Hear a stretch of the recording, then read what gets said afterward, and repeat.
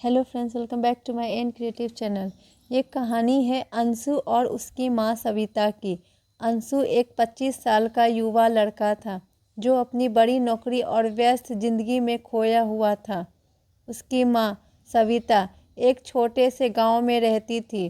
पिता की मृत्यु के बाद माँ ने ही अंशु को पाल पोस कर बड़ा किया था। लेकिन जैसे जैसे अंशु बड़ा हुआ वैसे वैसे माँ से उसकी दूरी बढ़ती गई।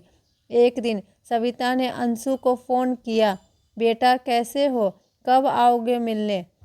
अंशु ने जल्दी में जवाब दिया, माँ बहुत काम है, जल्द ही आऊँगा। लेकिन वह जल्द कभी आया ही नहीं।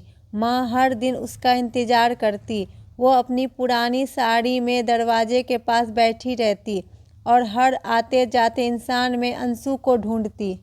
सविता की तबीयत धीरे धीरे बिगड़ने लगी। वो पड़ोस की माया चाची से कहती, मेरा अंशु बहुत व्यस्त है पर वह ज़रूर आएगा। माया चाची उसे सांत्वना देती पर उनकी आंखों में भी चिंता झलकती। एक दिन डॉक्टर ने बताया, सविता जी को गंभीर बीमारी है, उन्हें आराम और परिवार की ज़रूरत है। माया चाची ने अंशु को फ़ोन किया, बेटा तुम्हारी माँ की हालत ठीक नहीं है, अगर वो हो सके तो मिलने आ जाओ। लेकिन अंशु ने कहा, चाची काम बहुत ज़्यादा है, माँ को बोलना मैं जल्द आऊँगा।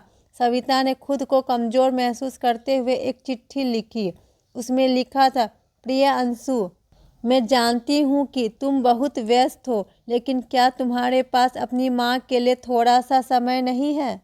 मैंने तुम्हें कभी कोई चीज़ नहीं रोकी, पर आज मैं तुम्हारे इंतज़ार में थक गई हूँ। अगर मैं ना रहूँ तो बस ये याद रखना कि तुम मेरे लिए सब कुछ थे, तुम्हारी माँ। चिट्ठी खत्म करने के कुछ ही दिन बाद सविता की तबीयत और बिगड़ गई।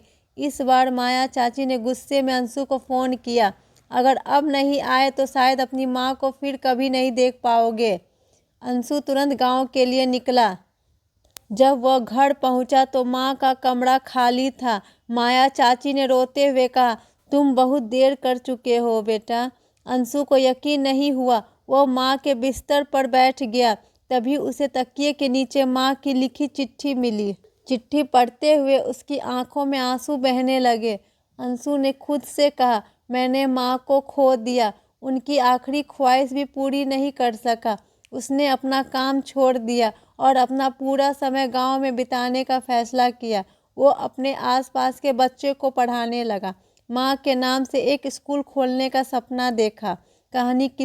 ये कहानी हमें सिखाती है कि हम अक्सर अपने व्यस्त जिंदगी में अपने अपनों को भूल जाते हैं, लेकिन रिश्ते ही वो चीज़ है जो हमें इंसान बनाते हैं। समय रहते अपने अपनों की कद्र करें, क्योंकि एक बार समय निकल जाए तो सिर्फ पछतावा ही रह जाता है।